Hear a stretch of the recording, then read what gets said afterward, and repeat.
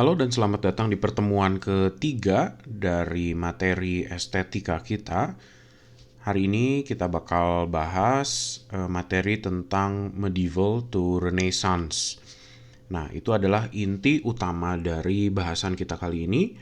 Tapi sebelum kita masuk ke medieval, tentunya ada satu periode transisi ya, yang bakal kita coba bahas dari sebagai sambungan dari materi apa yang kita sudah bahas di minggu kedua, yaitu klasik ya kemarin, yaitu tentang idealisme Plato dan mimesisnya, dan juga katarsis dari konsepnya Aristoteles.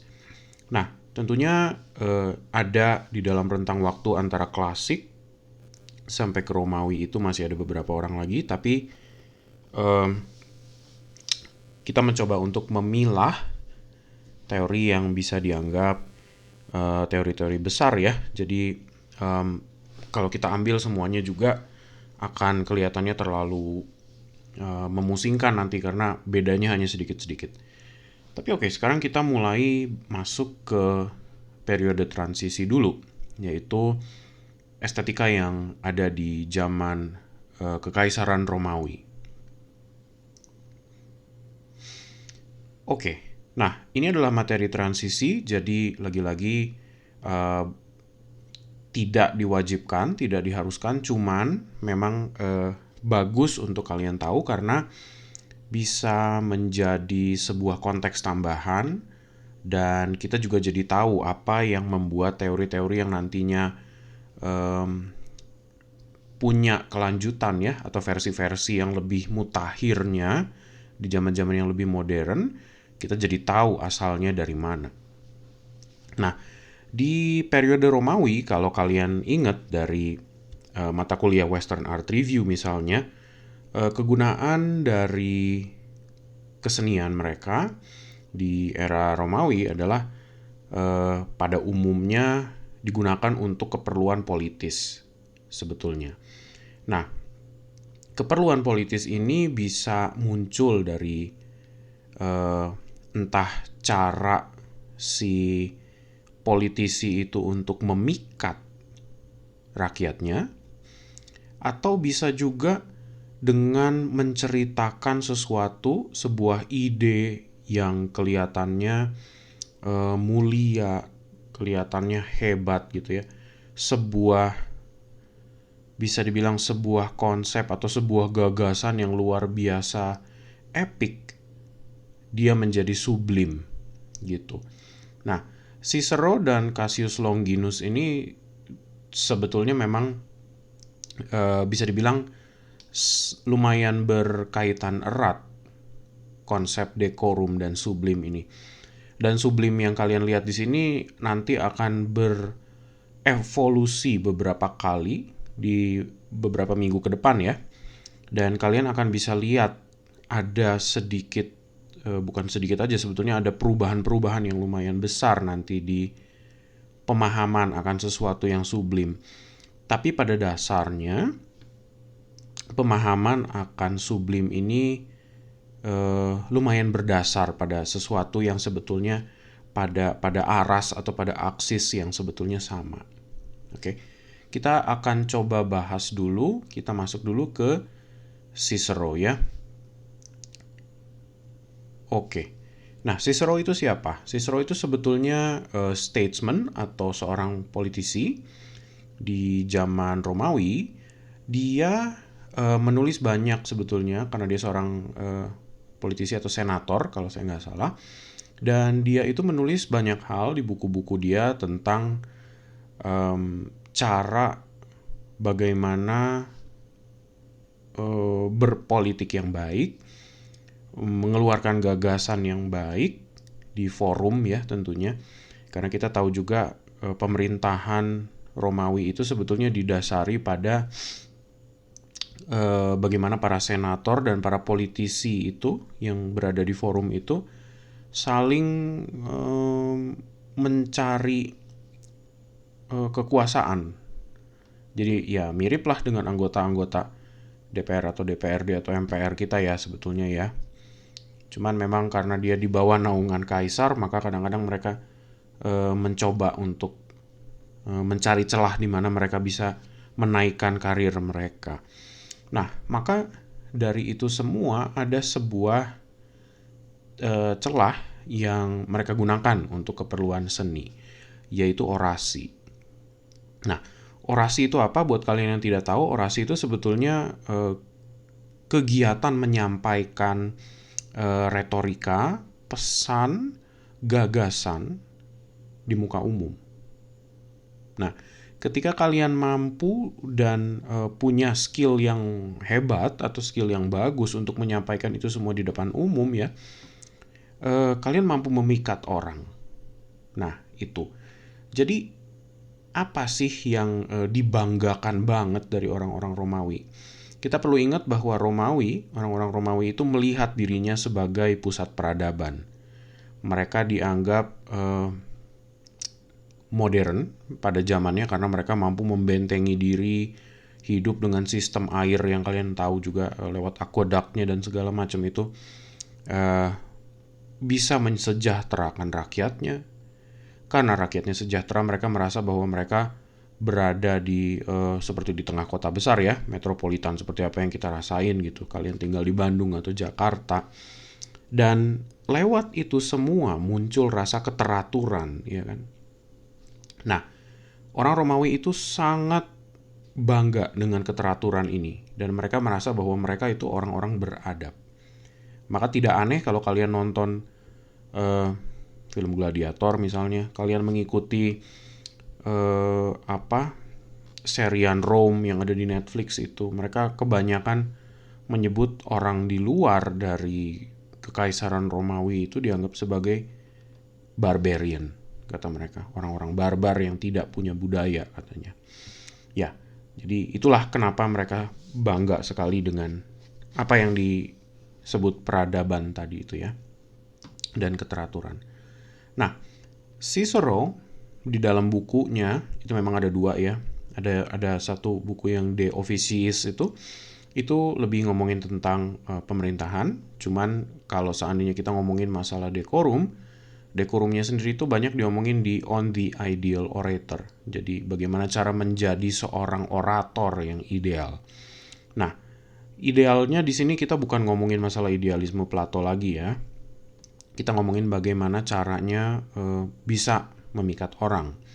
Nah, lantas dekorum yang diomongin sama Cicero di dalam buku itu, di dalam On the Ideal Orator adalah bagaimana cara kita memikat lewat gagasan tadi ya, mau puisi, mau retorika, ketika kamu berbicara pidato di depan orang banyak, hanya menggunakan charm atau cara memikat secukupnya. Dia bilang begitu. Karena kalau kamu berlebihan, orang bisa jadi melihat kamu terlalu over dalam usahanya untuk memikat. Tapi kalau kalau kamu kurang, artinya juga tidak cukup untuk memikat jadinya. Gitu. Nah, menemukan titik itu adalah dekorum menurut Cicero gitu. Jadi kalau kita terjemahin ke bahasa Indonesia adalah kepantasan, keteraturan, etiket. Jadi itu. Kalau kita berbicara depan umum, kita butuh membuat orang terpikat dengan merasa bahwa kita berbicara pada orang yang entah selevel dan bukan menggurui, bukan apa segala macam itu ya. Dan butuh keteraturan karena kita butuh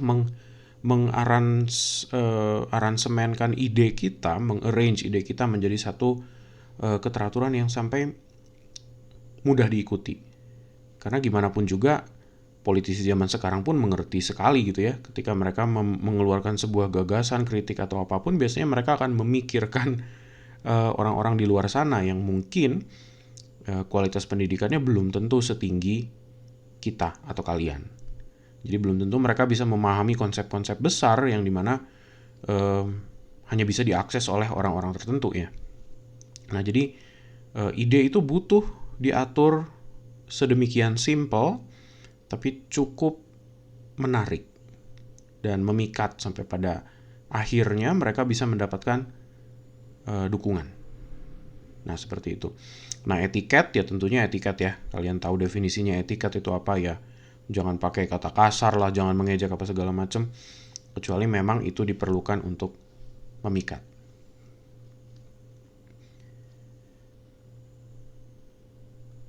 Oke. Nah, dekorum sendiri kalau digunakan dalam istilah estetika itu bisa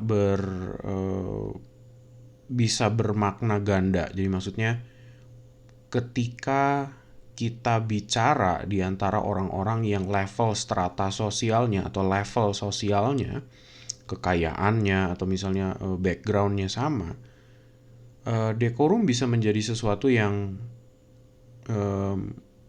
ya pleasing ya, jadi menyenangkan untuk disebut. Karena kalau misalnya kamu suka satu film anime dan kamu ngobrol dengan orang lain yang juga suka anime, mungkin kalian akan bisa menemukan sebuah standar dekorum, kepantasan dari anime. Apa yang bagus dari anime Bleach versus animenya katakan One Piece atau apa gitu ya. Pasti pasti pasti ada sebuah ini ya, sebuah formula tertentu gitu. Nah, di situ kan gara-gara kalian berdua menyenangi contoh itu, mungkin kalian bisa menemukan titik dekorumnya di mana, kepantasannya itu. Maka anime yang tidak up to standar itu akan dianggap jelek gitu ya. Nah, itu dekorum ketika kalian berdua, kamu dan teman kamu misalnya, itu punya satu titik yang sama atau pada level yang sama nih ketika kalian ngobrol masalah anime. Yang jadi tidak enak masalah dekorum adalah contohnya tadi, seperti orang Romawi berbicara mengenai orang-orang yang ada di area-area Germanik misalnya, atau orang-orang Ostrogoth dan Visigoth tuh yang ada di kira-kira di area-area mengarah ke Skandinavia sana. Ya, bayangkan ketika kita lihat seperti di gambar ini, ketika ada seseorang bilang bahwa kota kamu tidak memiliki dekorum. Karena kita tahu juga ya, orang Romawi itu suka melakukan ekspansi, menyerang, menduduki area, ekspansi wilayah, sebelum mereka aneksasi menjadi di bawah kekaisaran mereka bisa saja melakukan itu. Dan mereka akan bilang hal itu. Kamu tidak punya dekorum. Itu sangat tidak enak ketika kita bilang seperti itu. Ya, jadi itu semacam menjajah dan mengejek di saat yang bersamaan.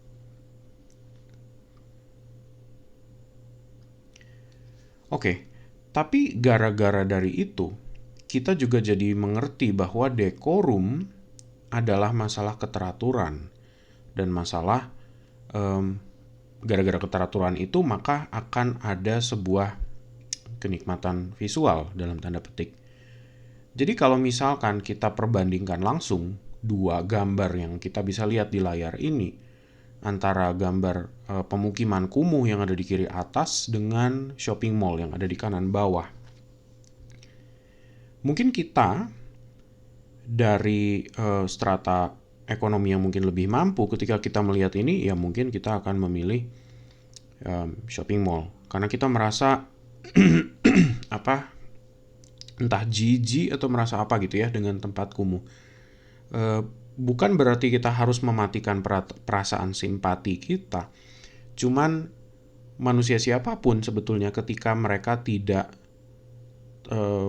mempunyai sense of belonging gitu ya. Kalau misalnya rumah mereka bukan di tempat kumuh itu. Kalian sajikan dua tempat, satu yang seperti ini dan satu lagi yang lebih teratur. Sudah pasti orang akan memilih tempat yang lebih teratur. Gitu. Maka berdasarkan standar konsep dekorum ini menurut Cicero, yang bisa kita ambil adalah segala sesuatu yang mempunyai keteraturan biasanya membawa kenikmatan visual. Maka biasanya dianggap sebagai sesuatu yang indah. Seperti itu konsepnya. Oke, kita beralih sekarang ke Cassius Longinus. Dan dia berbicara tentang sesuatu yang namanya sublim kalau dalam bahasa Indonesia. Tapi di bahasa Inggris Ini bakal disebut sebagai sublime.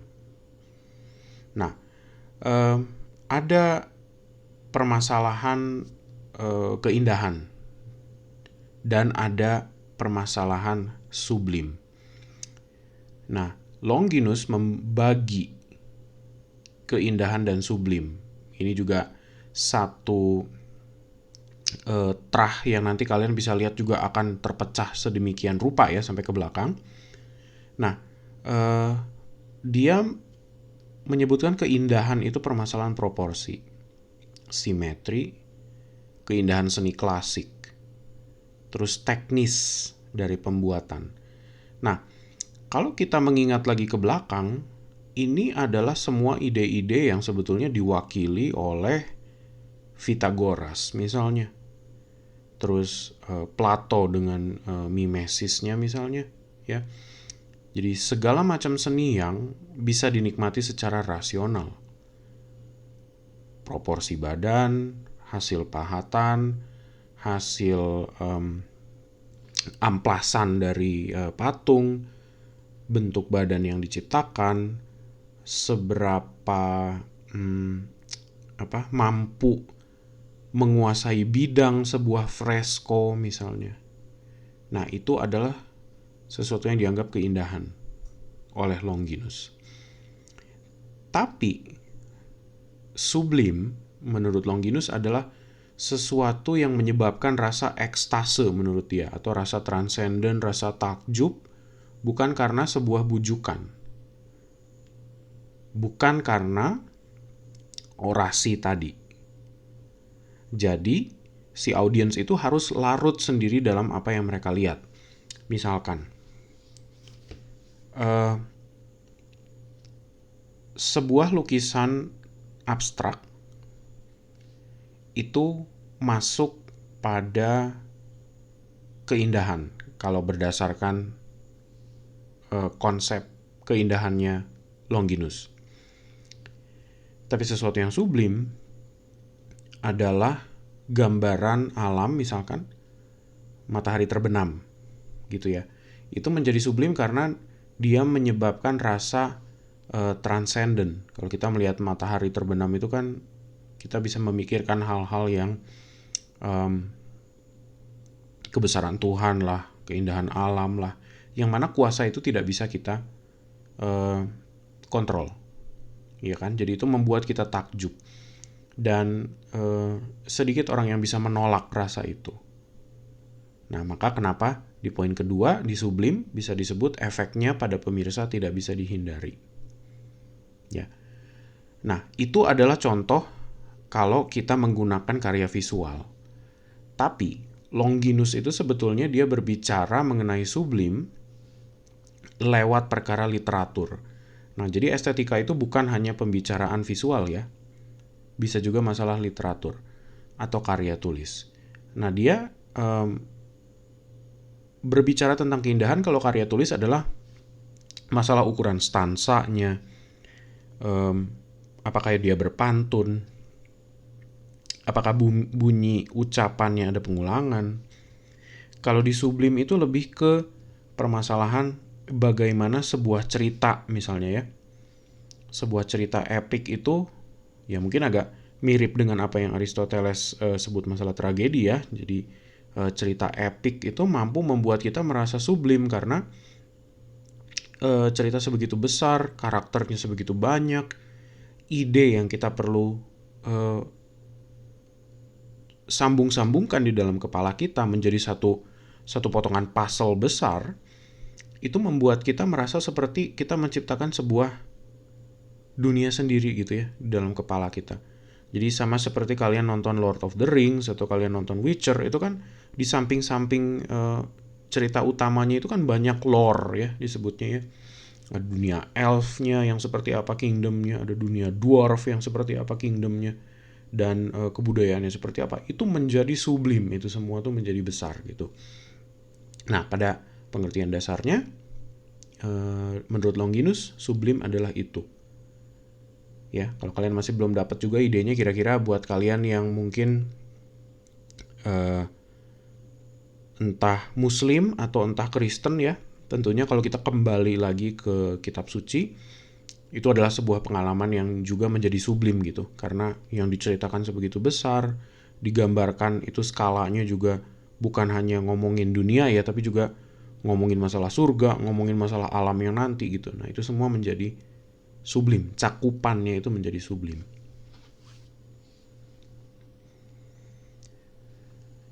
Ya, kalau kita kembali ke permasalahan ini ya, jadi kita bisa lihat contohnya beauty adalah seperti misalnya fresko tersebut tuh yang ada di situ.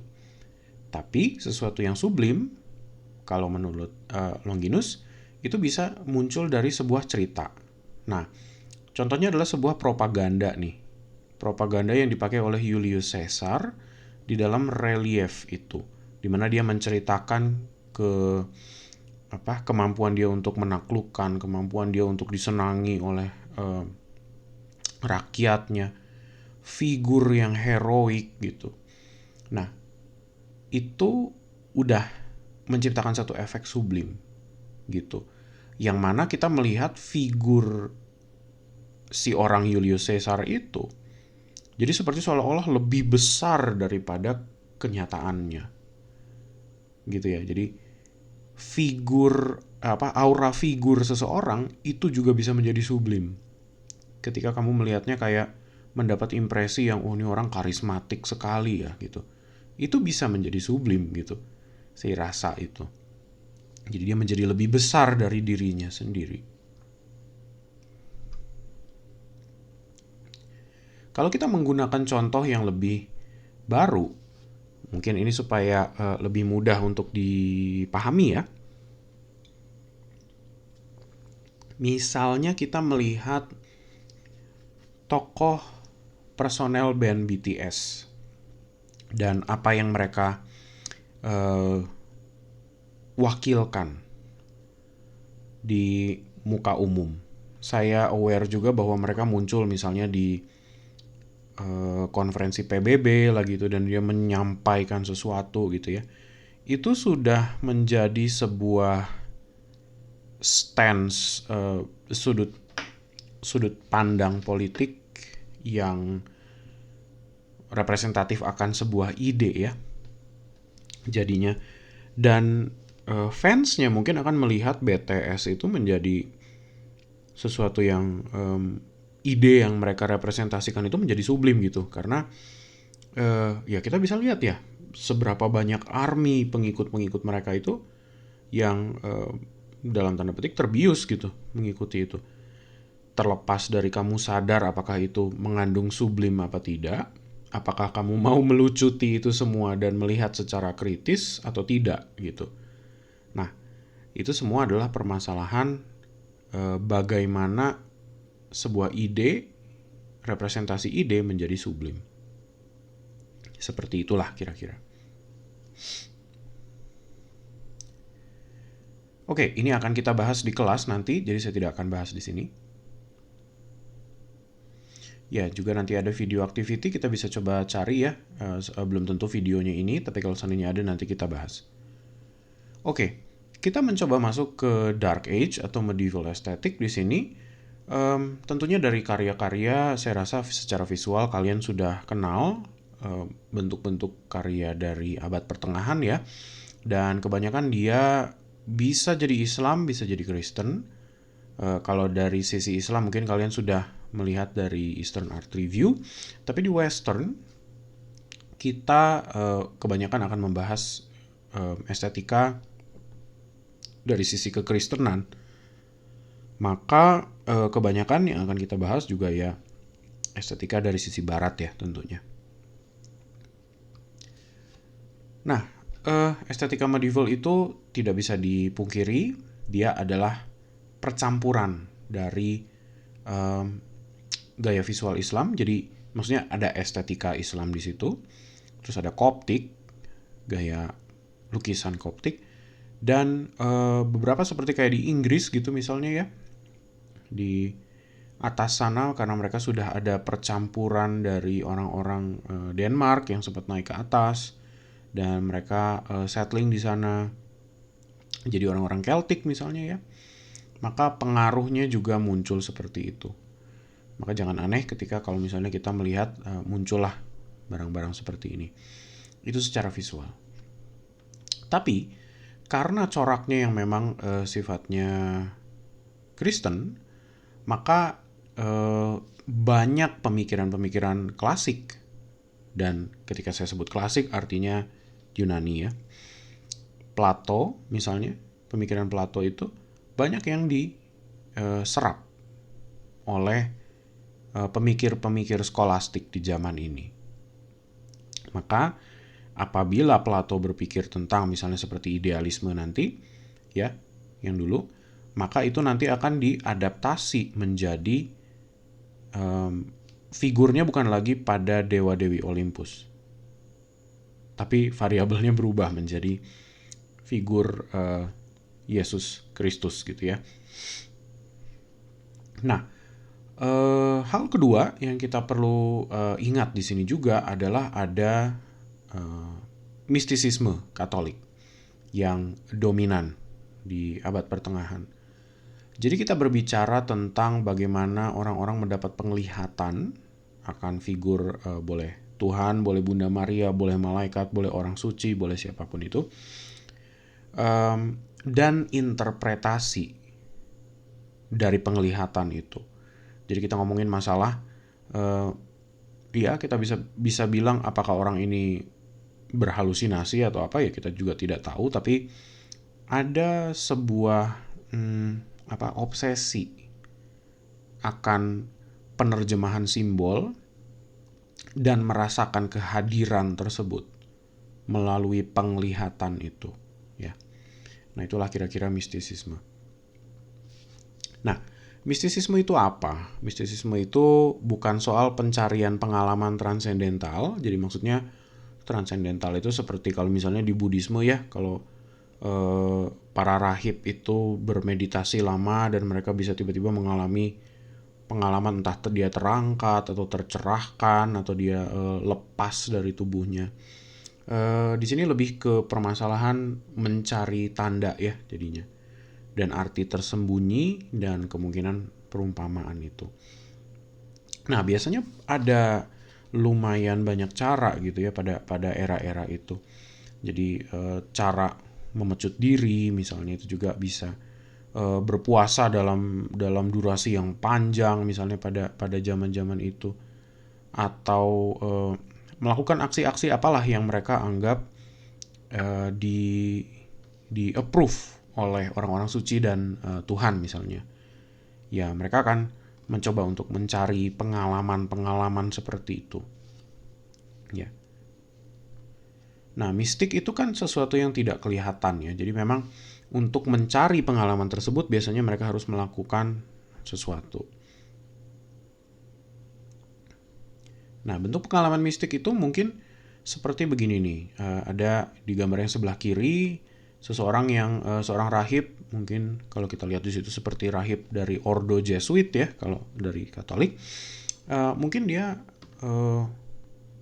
berpuasa atau dia misalnya mengasingkan diri di dalam sebuah gua gitu ya, dan tiba-tiba nanti dia akan melihat sebuah penglihatan gitu, dan dia akan merasa bahwa dia diberkati atau dia diberikan sebuah pesan atau apapun yang nanti pada ujungnya entah dia sebarkan atau bisa juga dia ikuti sendiri gitu ya. Kalau di sebelah kanan bawah, ini mungkin salah satu contoh yang lumayan ilustrasi lah ya, salah satu ilustrasi dari film. Nah, film Silence misalnya tahun 2016 itu menceritakan tentang beberapa misionaris Katolik yang dikirim ke Jepang dari Ordo Jesuit juga, dan mereka ya mengalami banyak ini ya, deraan, terus udah gitu penyiksaan gitu dari Jepang yang pada masa itu tertutup dan lumayan tidak welcoming terhadap orang-orang barat ya jadinya.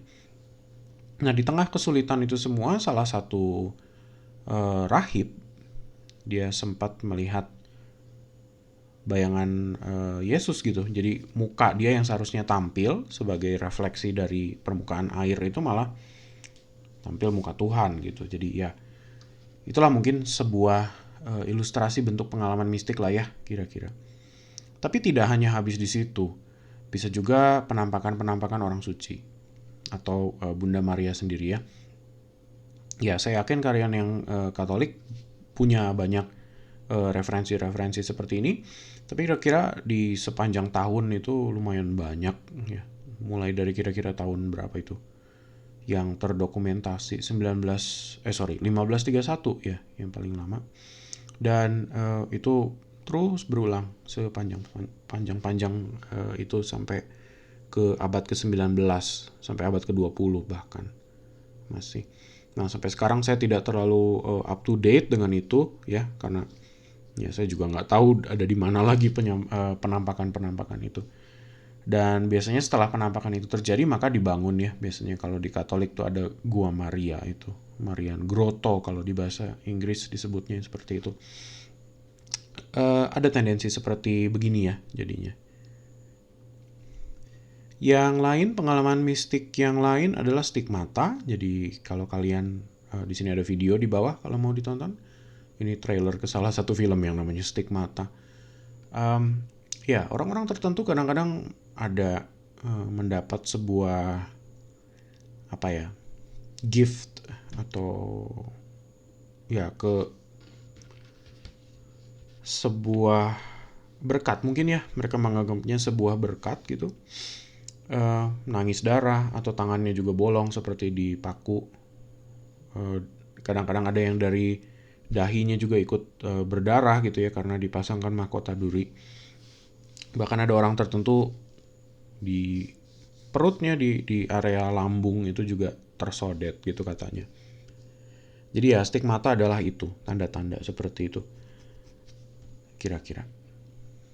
Dan itu sebuah kebanggaan besar ya kalau seandainya orang-orang Katolik bisa menerima ini gitu, karena seperti seolah-olah mengambil bagian di kesengsaraan dari Yesus Kristus sendiri. Nah, di abad pertengahan kurang lebih pemikir-pemikirnya atau filosofernya, filsufnya disebut pemikir skolastik pada zaman itu.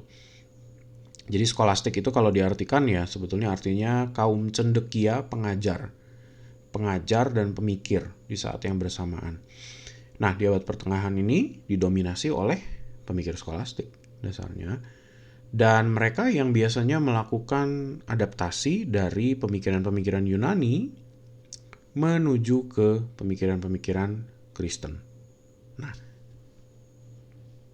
perlu kalian tahu, universitas-universitas tua ya, ini anekdot aja, tapi universitas tua yang kalian tahu nama-nama besar seperti ini itu sebetulnya mulai dari universitas skolastik. Nah, jadi skolastik juga bukan hanya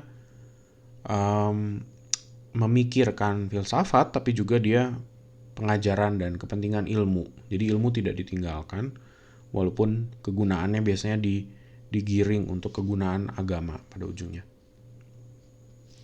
Oke, kita coba melihat beberapa pemikir skolastik di sini ya. Sebetulnya ada lebih banyak dari orang-orang ini, mungkin ada sekitar 7 atau 8 kalau saya lihat, cuman saya hanya akan mengambil yang kira-kira masuk pada bingkai bahasan kita ya. Jadi ada 3 yang utama dan mungkin nanti ada yang nyusul di belakang satu. Ada Santo Agustinus dari Hippo. Nah, itu dia penerus dari pemikiran Plato. Dia sendiri itu sebetulnya pemikir Platon. Cuman dia mengadaptasikan ya. Jadi dia punya sebuah konsep yang namanya Providentia Dei. Providentia itu seperti diawasi oleh Dei itu Tuhan ya. Dei, Deus, Deo kalau di bahasa Latin itu Tuhan yang berkuasa. Providentia itu kalau kalian tahu di uang dolar Amerika itu kan ada mata yang di segitiga. Itu the eye of providence namanya. Jadi mata yang mengawasi kurang lebih. Jadi providentia Dei kalau kita artiin ya pengawasan Tuhan gitulah. Tapi nanti konsepnya kita bahas, sebetulnya bukan artinya kita diawasin gitu ya, bukan itu. Terus yang kedua ada Santo Thomas Aquinas. Nah ini penerus pemikiran dari kurang lebih seperti apa yang pemikirannya Aristoteles lah ya gitu. Dia punya pemahaman akan sebuah kesenian sebagai sesuatu yang transendental menurut dia. Jadi kalau Aristoteles kemarin mungkin bicara tentang emosi, jadi sesuatu yang ada di dalam ya. Kalau Aquinas ngomongin tentang sesuatu yang transendental, juga sebetulnya lebih ke zona iman ya, sebetulnya mungkin ya perasaan mungkin ada faktor yang menyebabkan pengalaman transendental itu terjadi, tapi mungkin lebih ke imannya, mungkin condongnya ya lebih ke arah situ gitu kalau saya mengartikannya sih. Yang ketiga ada Hildegard von Bingen atau Hildegard, ini juga seorang santa sebetulnya, Santa Hildegard dari Bingen, nama daerahnya Bingen. Buat kalian yang suka Jerman udah tahu kata von itu biasanya orang-orang Jerman. Dan iya, dia memang orang Jerman sebetulnya. Nah, Jerman atau Belgia lah gitu, saya lupa. Dia mempunyai estetika yang jadi sebuah kebiasaan ya, ini bukan sebuah teori sih. Cuma jadi sebuah kebiasaan di mana memvisualisasikan visi atau penglihatan itu ke dalam bentuk simbol. Nah, itu juga sesuatu yang sering kita lihat di budaya visualnya Katolik.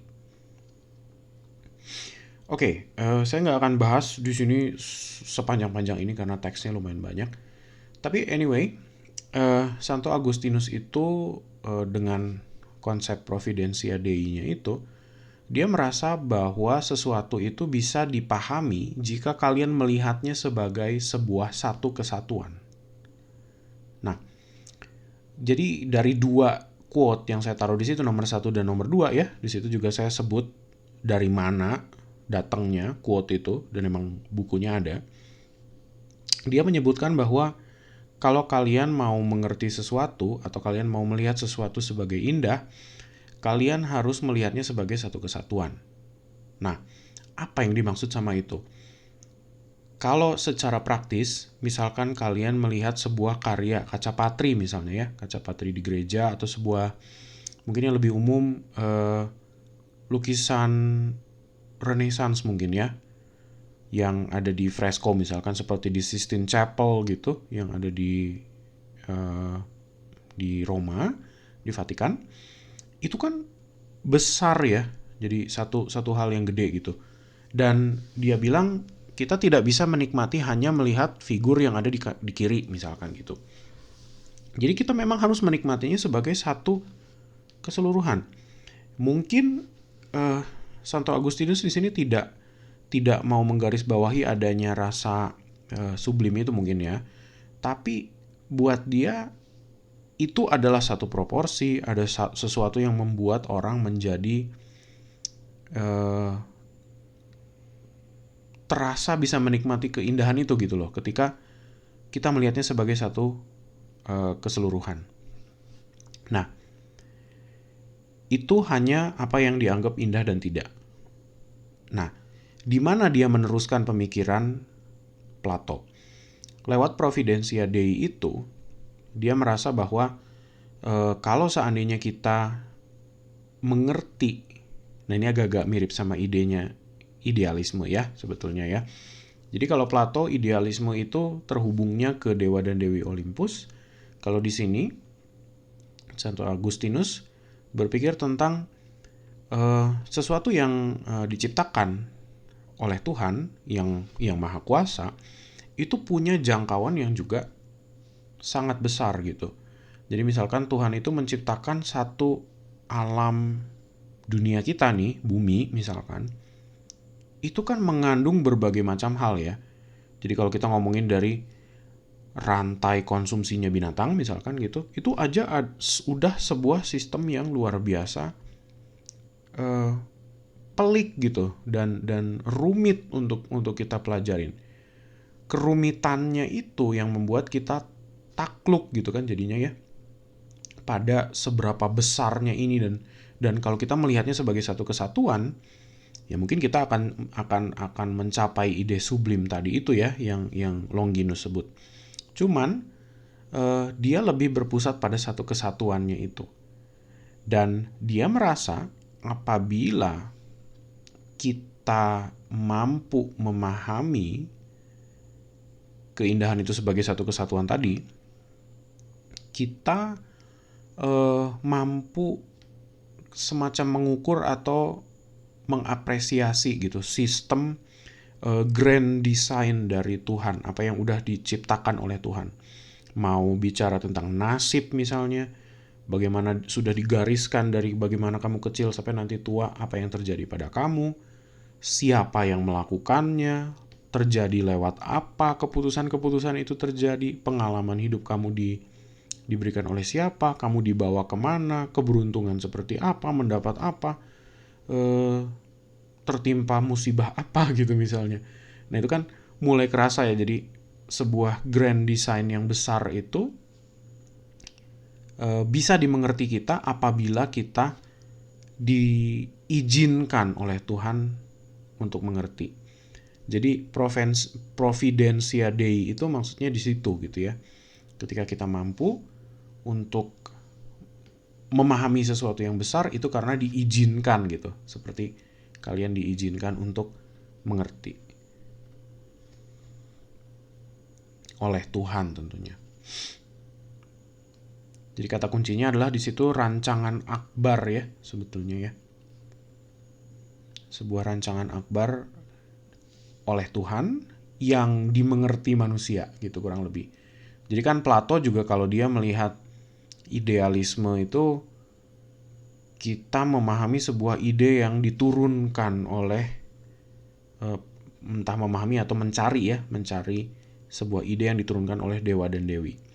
Nah di sini Santo Agustinus itu jadi mengapresiasi tadi grand design itu. Sama dua-duanya ya, secara variabel kalau kita pikir turun dari atas menuju manusia maka indah gitu. Jadi kayak semacam itulah. Nah, berikutnya kita lihat ada Santo Thomas Aquinas yang berpendapat bahwa seni itu punya sifat transendental katanya. Nah, sifat transendental maksudnya gimana? Maksudnya kalau kita melihat sebuah karya yang bisa membuat kita terangkat secara spiritual. Jadi apakah membuat kita lebih percaya gitu misalnya ya. Kalau saya mencoba mengilustrasikan itu dalam versi agama yang lain, mungkin kalau seandainya kita melihat buat kalian yang Hindu misalkan, kalau seandainya ada kalian melihat sebuah grand design dari pura misalnya gitu ya, betapa megahnya dia gitu, ketika kita melihat itu mungkin kalian akan merasa kualitas spiritualitas kalian naik gitu. Buat kalian yang muslim mungkin kemegahan masjid misalkan gitu ya. Buat yang Kristen ya tentunya kalau seandainya kalian melihat sebuah lukisan atau melihat sebuah arsitektur Bizantin misalnya, Bizantium ya, seperti Masjid Hagia Sophia itu misalkan, itu punya sebuah sifat yang dia bagi menjadi 3 tuh di situ. Ada unum, verum, dan bonum itu. Jadi kalau kita melihat sebuah karya itu, mau apapun tadi ya, mau arsitektur, mau lukisan, mau apa, selama dia tunggal, jadi dia tidak dikopi, artinya cuma ada satu-satunya, dia biasanya menjadi sesuatu yang genuine di situ, menjadi sesuatu yang asli gitu ya, dan dibikinnya dengan tulus. Terus ada sesuatu yang disebut sama dia dengan verum, itu mengandung kebenaran. Jadi kalau kalian melihat sebuah lukisan tentang misalnya seseorang yang penting didatangi oleh malaikat misalnya gitu. Berarti menurut dia apabila si karya itu mengandung nilai kebenaran atau kebaikan ya, misalnya ya, agama kan mengajarkan kebenaran tuh, menurut dia maka itu indah. Terus punya nilai moral nggak di situ? Bonum gitu. Bonum tuh ya kalau dari bahasa ini kan bahasa Italia ya, bene itu kan good katanya. Bonum ya Latin baik gitu. Jadi baik secara moral maksudnya. Kebaikan tadi gitu. Jadi apabila kita melihat sesuatu karya yang asli, benar cuma ada satu, tidak dikopi, ya mungkin pada zaman itu juga dia mulai merasa ya ketika sesuatu dikopi itu mungkin hilang gitu maknanya. Terus dia mengandung kebenaran ya tadi, yaitu ajaran agamanya sendiri. Terus bonum, maka dia ada sebuah nilai moral katanya menurut dia. Kalau kamu melihat itu, spiritualitas kamu naik, kamu menjadi lebih percaya, dan kamu menjadi seseorang yang secara moralitas lebih baik gitu. Nah, secara estetika, kalau visual ya, kalau kita ngomongin secara visual, Aquinas juga menggarisbawahi 3 properti atau 3 sifat dari sebuah karya. Di situ ada sesuatu yang katanya integrity, complete, perfect atau unmatched. Jadi sebuah relik maksudnya, atau sebuah icon kalau di zaman abad pertengahan. Jadi kita udah tahu ya, ada sebuah relik itu kalau untuk orang-orang Katolik itu sesuatu yang disimpan benar-benar disayang-sayang, dan menjadi sebuah simbol inspirasi gitu secara keimanan. Harmoni tentunya, proporsi secara ekuivalen, ini agak mirip ya pemikirannya seperti apa yang Aristoteles lihat juga, karena dia juga setuju bahwa sesuatu yang mengandung harmoni ya, proporsi dan lain sebagainya itu seperti Plato sama dianggap indah juga sama Aristoteles. Tapi kalau Aristoteles ada katarsis ya. Nah, kalau Thomas Aquinas dia menganggap bahwa karya itu harus mampu mengangkat kualitas spiritual kita menjadi tercerahkan. Nah, itu transcendental. Nah, terus harus mengandung clarity. Clarity artinya jelas, terang, jernih gitu ya. Ini salah satu yang kita bisa lihat di banyak karya-karya abad pertengahan itu menggunakan gold leaf itu ya, yang memang betul-betul berkilau jadinya, yang seperti di entah di lapis emas atau di codex itu ya, di buku-buku Alkitabnya itu yang surat-surat dan buku yang benar-benar di dekorasi itu, dia betul-betul berkilau kalau seandainya dibuka. Nah, itu mungkin salah satu simbol di mana keindahan itu mungkin muncul ya, secara kualitas tuh benar-benar mencerahkan gitu, mungkin secara simbol, secara metafor di situ. Apabila 3 kualitas itu muncul, maka menurut Aquinas ya kualitas itu seharusnya bisa membuat kita mengalami perasaan tadi tuh, entah transendental, entah kontemplatif. Nah, yang terakhir di situ adalah Hildegard von Bingen. Dia adalah seorang biarawati. Dia banyak berpusat pada perumpamaan atau alegori dan simbol. Di situ juga kita bisa lihat ada satu orang yang ahli di bukan ahli ya, salah satu yang banyak menulis secara ekstensif di area-area abad pertengahan, yaitu Umberto Eco. Di situ juga dia bilang bahwa ada semacam simbol tertentu yang digunakan oleh von Bingen dalam, misalkan nih, dalam dia menggambarkan sosok Tritunggal dari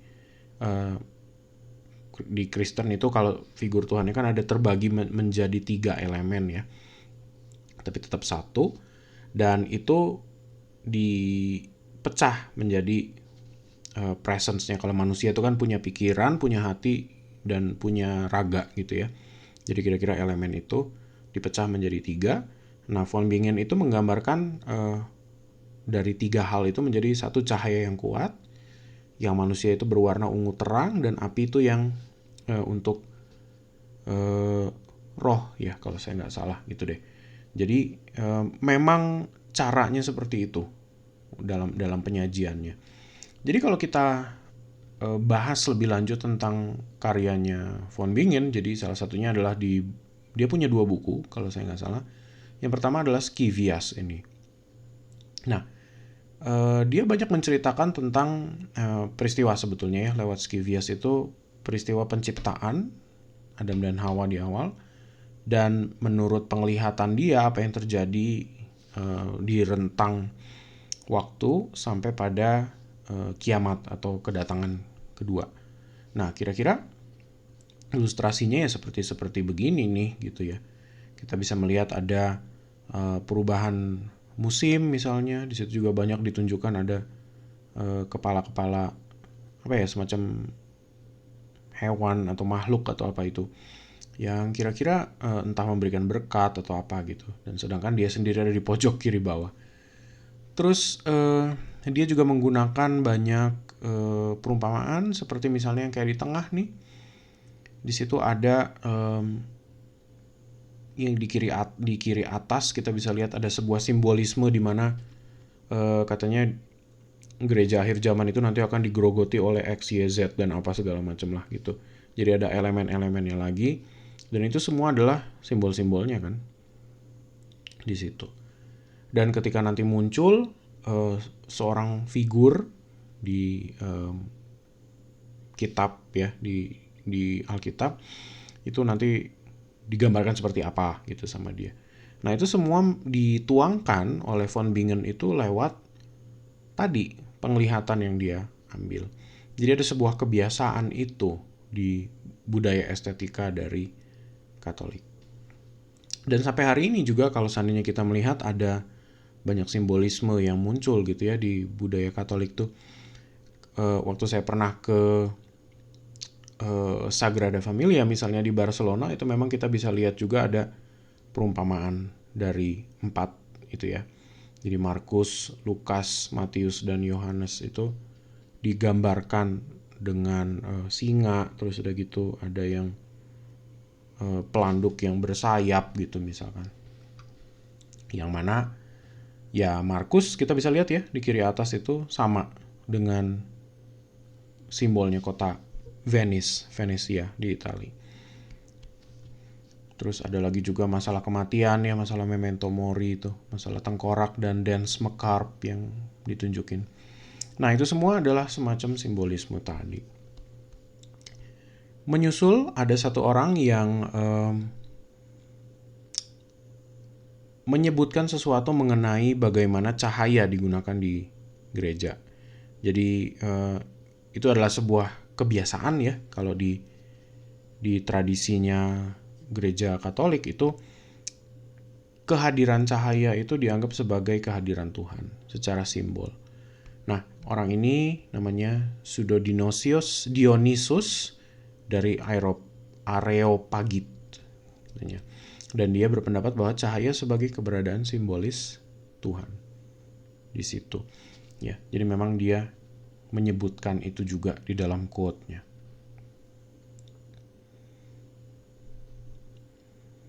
Oke, ini akan kita lakukan di kelas untuk melihat jejak-jejak yang masih muncul di popular culture, kira-kira di budaya populer itu seperti apa nih pertanda-pertanda itu. Oke, kita mulai bertransisi ke Renaissance. Saya tidak akan lagi mencoba untuk membahas background dari Renaissance karena kalian seharusnya sudah paham perkembangan dari Renaissance dan penyebabnya apa. Saya akan mulai masuk ke ini nih, sampel surat dari Raphael. Raphael itu salah satu pelukis ya di zaman Renaissance, dan dia bilang, di sini kita mulai menemukan titik buntu dari imajinasi titik buntu dari idealisme Yunani maksudnya. Di mana si pelukis itu harus mengisi ruang-ruang kosong dengan imajinasinya. Nah, bukan hanya kalau Plato kemarin kita lihat seorang pematung atau pelukis itu dia mencoba mengambil bagian-bagian yang ideal ya. Jadi misalnya kakinya ideal dari si X, maka dia ambil itu untuk patung dia. Tapi si B badannya ideal, maka dia mengambil badannya si B untuk dimasukkan di patung dia misalkan gitu. Tapi di sini kenapa saya bilang mulai menemukan titik buntu, yaitu karena untuk menemukan sebuah model yang betul-betul sempurna semua itu kan susah ya sebetulnya ya. Jadi pada ujungnya harus menggunakan ekspresi dari si senimannya itu sendiri, yang dimana artinya kemampuan si seniman itu dalam menggambarkan sesuatu itu juga menjadi perhitungan yang penting, bukan hanya bukan sesuatu yang dibuang ya karena dia tidak ideal gitu. Karena kan Plato sempat berpikir bahwa kalau ini cuma dibikin dari orang, maksudnya orangnya aja yang berpikir nih tanpa melibatkan pengejaran idealisme itu, maka sebuah karya kan tidak menjadi indah ya. Nah, di sini kita bisa lihat tuh makanya mulai diperhitungkan dan mulai dianggap ternyata oke ya bahwa kalau kita memasukkan imajinasi kita ke dalam sebuah karya.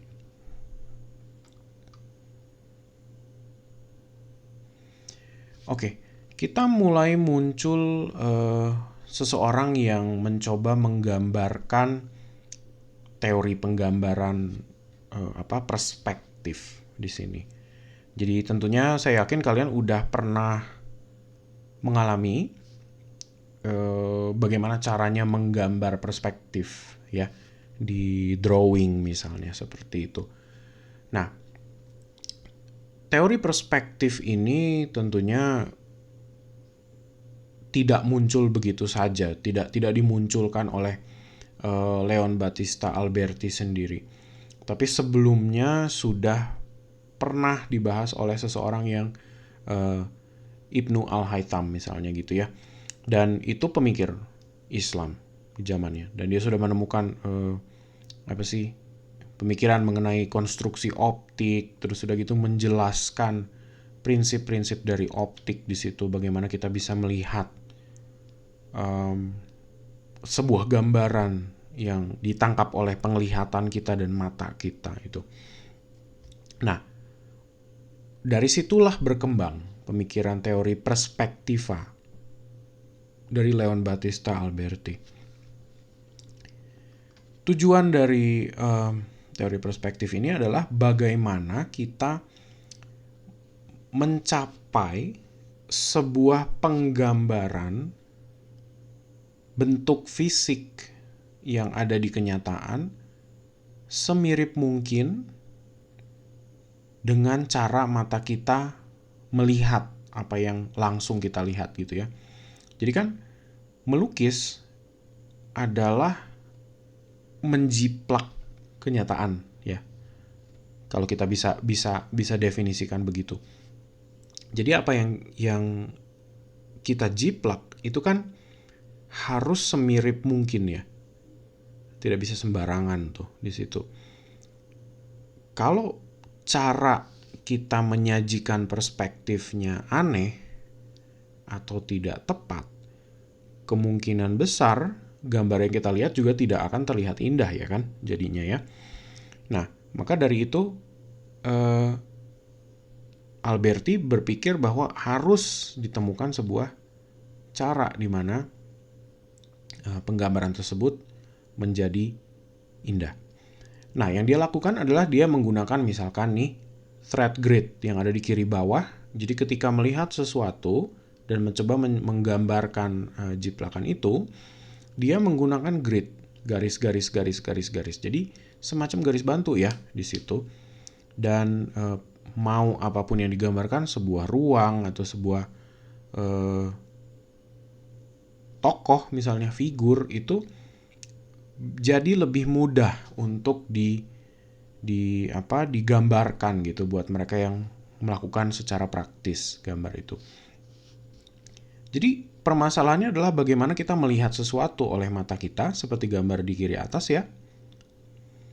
Itu kan kita melihat melalui mata kita. Tapi bagaimana kita menyajikan itu ke dalam sebuah gambar yang dimana dia ilustrasi flat gitu loh, 2 dimensi. Jadi dia menciptakan sebuah ilusi ruang kan sebetulnya ya. Nah, itulah yang dia kejar gitu. Selain dari masalah ruang, kita bisa lihat jadi di abad Renaissance ini ada beberapa hal yang perlu kita pahamin. Jadi masalah komposisi, masalah warna, terus masalah perputaran badan di situ. Ada 3 istilah yang kita bisa lihat dan warnanya sudah saya color coding sesuai dengan apa yang saya mau bahas. Jadi color misalnya di situ ya, ada lingkaran kuning di sini. Itu kita berbicara tentang bagaimana sesuatu itu ditunjukkan berdasarkan fisikanya cahaya gitu ya. Jadi kita berpikir apabila sebuah ruang bisa digambarkan melalui garis-garis 3 dimensi, maka dia juga harus memikirkan bagaimana logika cahayanya. Jadi itu akan bermain ke tampilan warna ya sebetulnya ya. Nah, di situ muncul bagaimana kita menggambarkan ruang. Terus mengenai komposisi, kita juga mengenal soal pembagian ruang misalnya, komposisio di situ kan disebutnya. Bagaimana itu semua bisa masuk dan terlihat enak berada di sebuah ruang tadi gitu loh. Itu kan kalau kita lihat ada titik hilangnya, berpusat kemana, dia cocok atau tidak garisnya ke si bangunan yang ada di sebelah kanan. Itu semua permasalahan komposisi sebetulnya. Jadi bagaimana kita mudah mengikutinya atau tidak. Dan ini semua garis-garisnya bisa kita ikuti ya sebetulnya. Oke, yang warna merah itu ada circumscriptio namanya. Nah, circumscriptio itu masalah biasanya sebuah karakter yang menjadi pusat dari perhatian, dia menyajikan diri ke penonton atau memutar badannya sehingga 3/4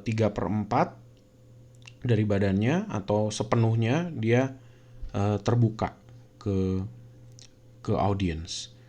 Jadi circumscriptio itu masalah kalau misalnya kalian berdiri ya, kalian mencoba untuk memutarkan badan ke kiri atau ke kanan. Nah, itu permasalahan itu.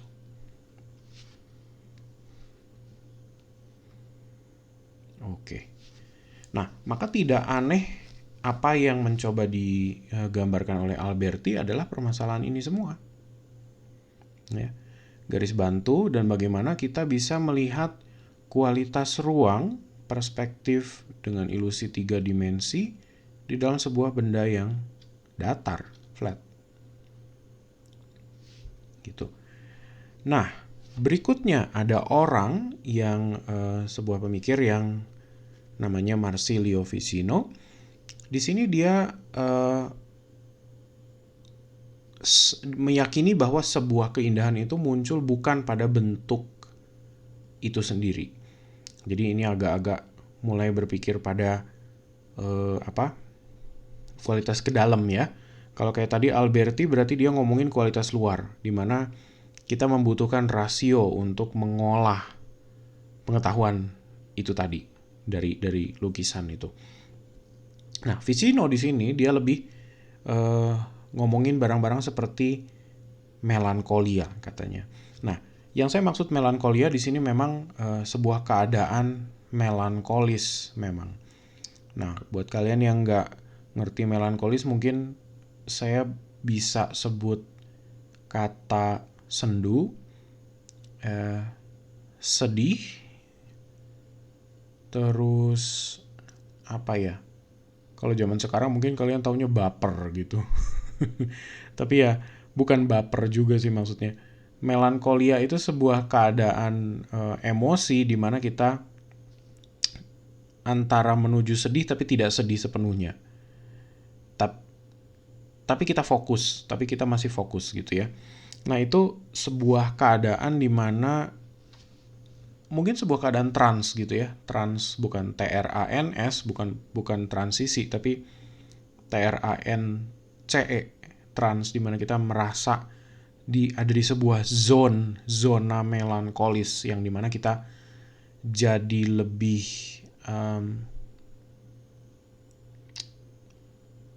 mampu untuk berpikir, mampu untuk menghargai karya, mampu untuk membuka diri supaya terinspirasi. Nah, maka dia menyebut sesuatu konsep kerasukan roh di situ sebetulnya kalau Ficino ini. Nah, apa yang saya maksud? Di lukisan-lukisan Renaissance, kalau kalian mencoba untuk survei, jarang sekali atau mungkin hampir tidak ada orang yang digambarkan cekikikan ketawa-ketawa dengan senyum lebar. Hampir nggak ada. Kalau dia harus senyum pun, biasanya dia punya sebuah penampilan ekspresi yang relatif tertahan emosinya. Contohnya gambar yang sebelah kiri, paling kiri.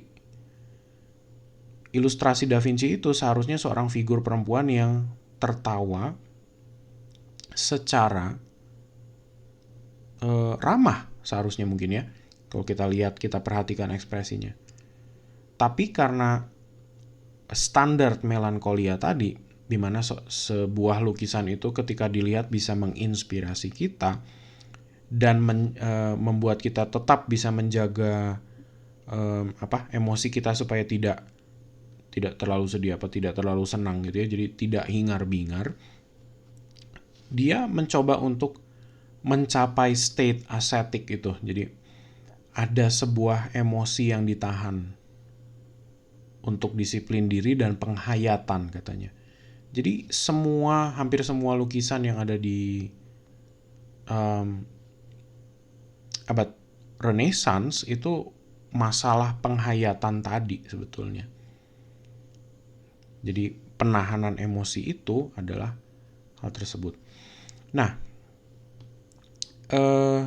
kalau kita coba ilustrasiin ya masalah apa yang Ficino mau coba bahas di sini adalah, misalkan kita melihat sebuah kuda perunggu, maka yang membuat kuda ini indah bukanlah bahan perunggu tersebut katanya, tapi konsep bentuk dari kuda itu sendiri. Nah, ini mirip dengan ide idealisme ya, yang mana konsep keindahan ini hanya bisa ditangkap oleh manusia yang melihatnya. Nah, Ficino juga otomatis menggarisbawahi bahwa bentuk aja tuh tidak cukup. Ya.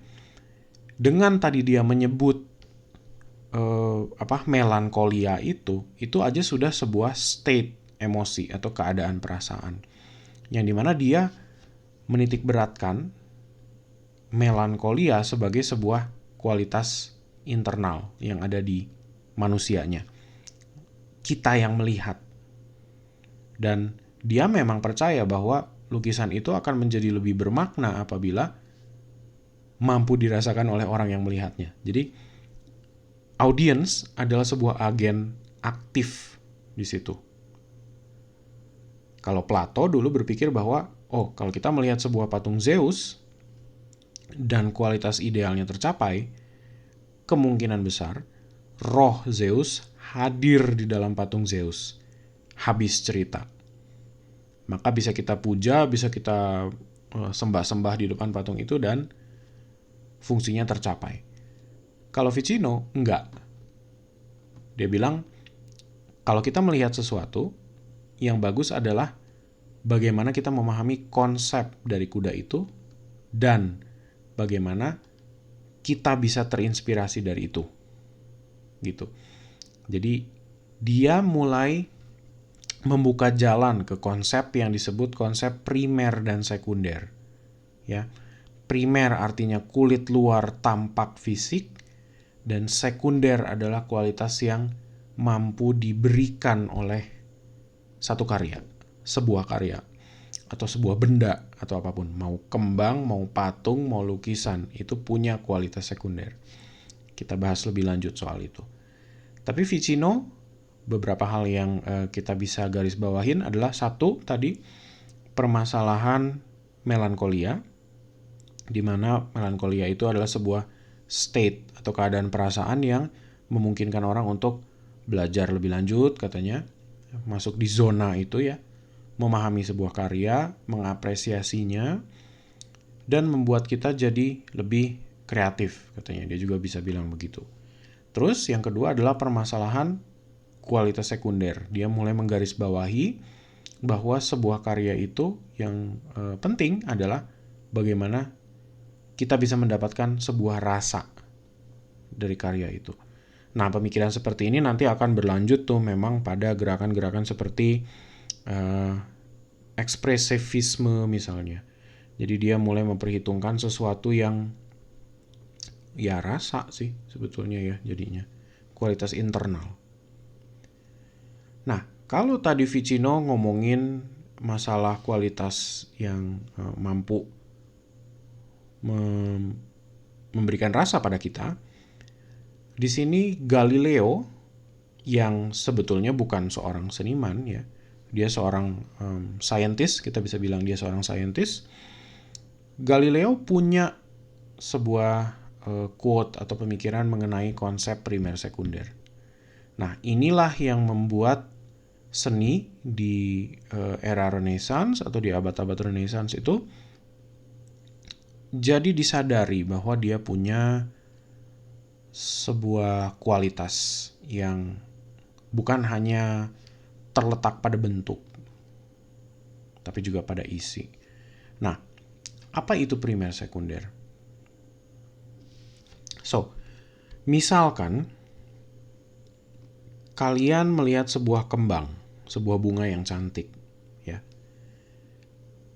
Primernya, kualitas primer dari bunga itu adalah tampak luarnya. Dia berputik, dia bertangkai, dia mungkin ada daunnya sedikit warna hijau, kelopak bunganya mungkin bisa berwarna merah, atau berwarna pink, atau berwarna biru, atau berwarna apapun. Itu hanya bentuk luar. Apakah dengan melihat si bunga itu kita bisa merasakan label-label seperti bunga itu ringkih, bunga itu halus, bunga itu harum? Nggak bisa ya. Karena itu semua harus melewati sebuah proses berpikir, ya kan, dan sensasi. Jadi manusia harus bisa merasakan itu. Nah, maka kualitas sekunder dari bunga itu adalah bagaimana kita memproses itu semua tadi gitu. Nah, hanya manusia yang bisa merasakan itu. Kalau kamu pegang, kamu bisa bilang bahwa oh, kelopak bunganya halus ya gitu. Nah, halus itu kan mesti dirasa. Kamu harus melewati proses indera kita, indera sentuh. Kalau kamu bilang bunga itu harum, kamu harus cium bunga itu. Ya kan? Sekarang gini, apabila bunga itu kita kasih ke benda mati, katakan misalnya patung Yunani, apakah dia bisa merasakan harumnya kembang? Nggak bisa kan tentunya, tidak akan bisa. Sama halnya dengan kalau kamu kasih kembang ke orang yang sudah meninggal misalkan. Juga sama, dia tidak akan bereaksi terhadap keindahan dari kualitas sekunder atau primer dari bunga itu gitu. Tapi yang kita garis bawahin di sini adalah sekundernya ya. Jadi orang mulai sadar bahwa ada kualitas sekunder di situ. Nah,